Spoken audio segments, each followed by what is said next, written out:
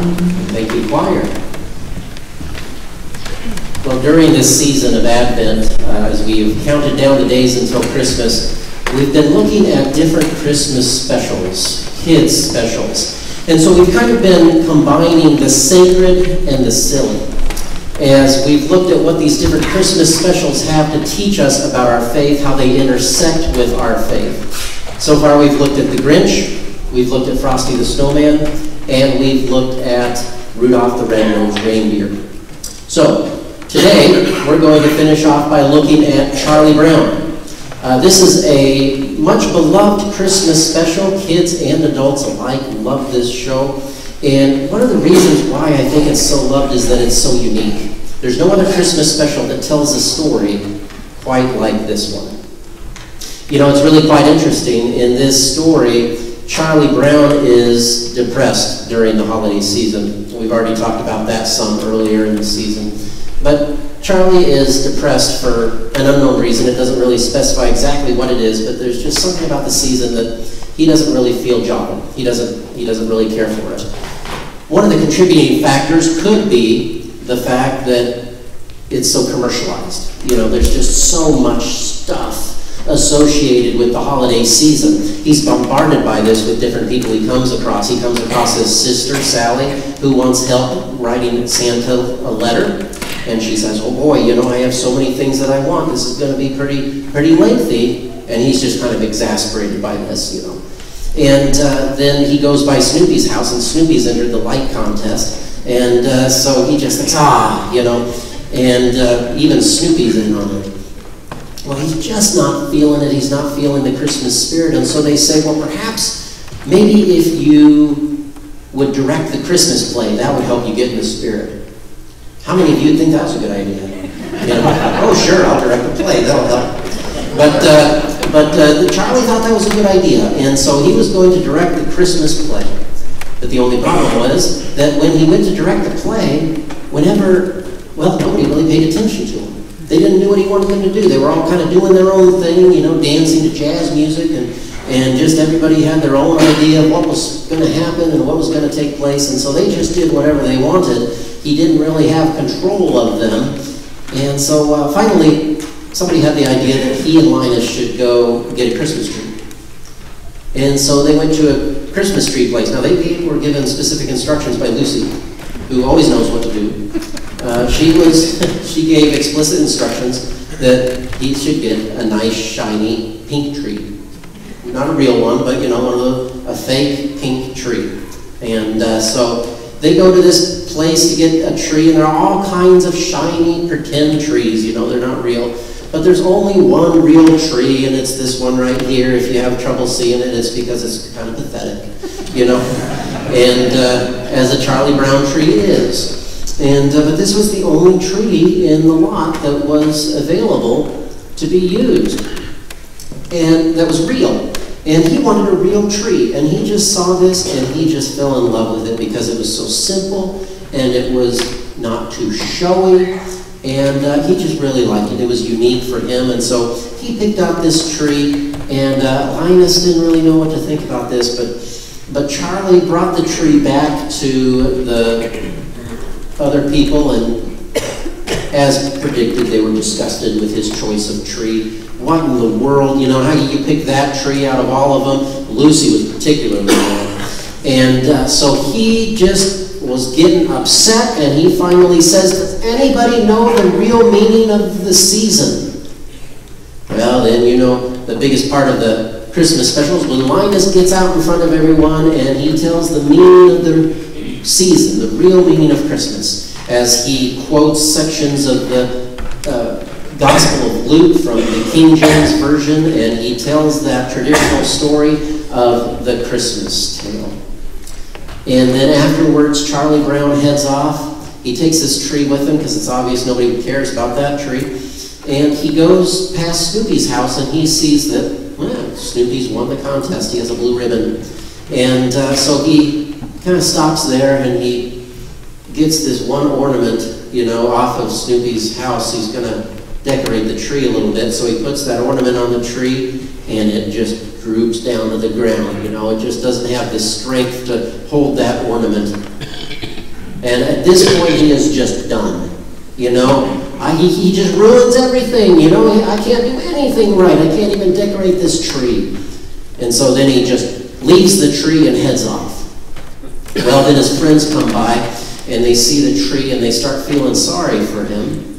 And so they start to decorate the tree. And it's interesting, in the show, magically, when they decorate it, it's all green.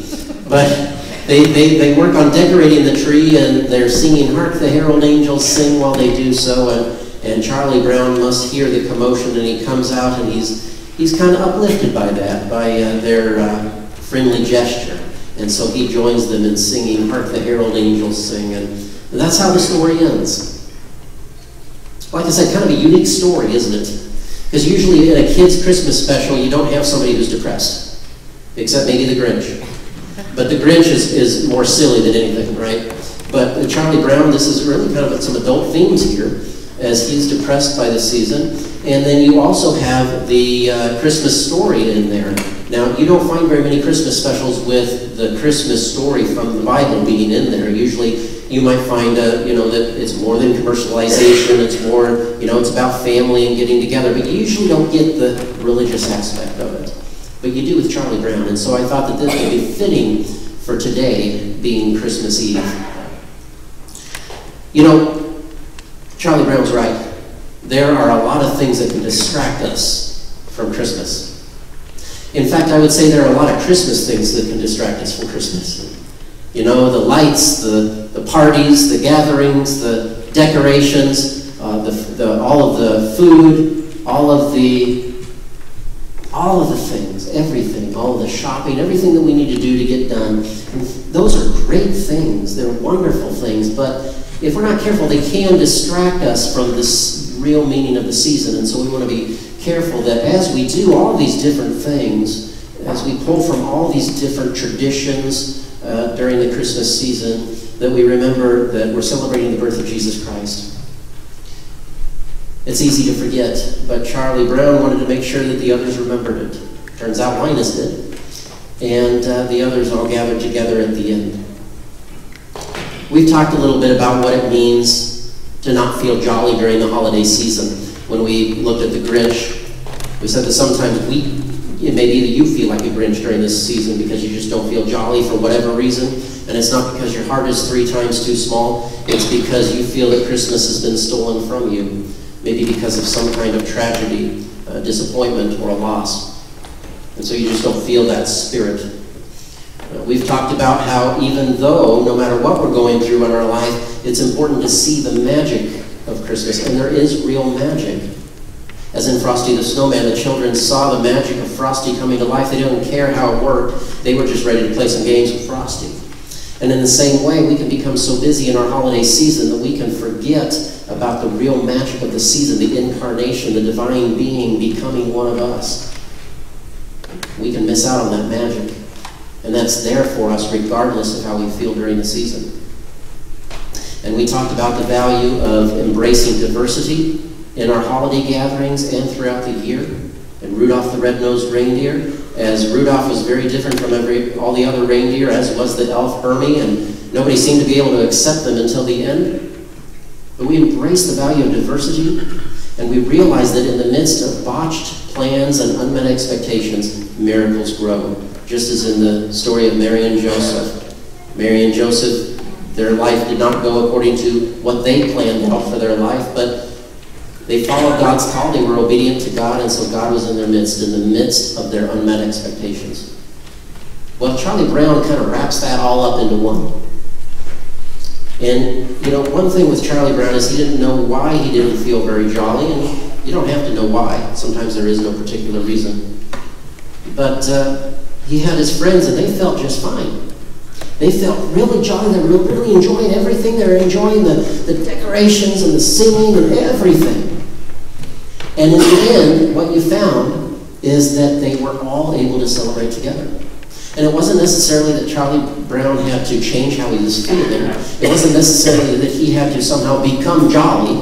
They gathered around him, and they decided they were going to celebrate with him anyway. And he came out and joined them and decided he was going to celebrate with them. And so it's realizing that no matter how we feel during the holiday season, there can be real meaning in the real story of Christmas. You know the story about Mary and Joseph, Jesus being born in a manger. The story was read for us, Luke 2, verses 1 through 20. I don't need to go over all the details with you again, except to say that the incarnation, I shared this earlier this month, the incarnation is a church word that means God becoming one of us. And the Christmas story means that God hasn't given up.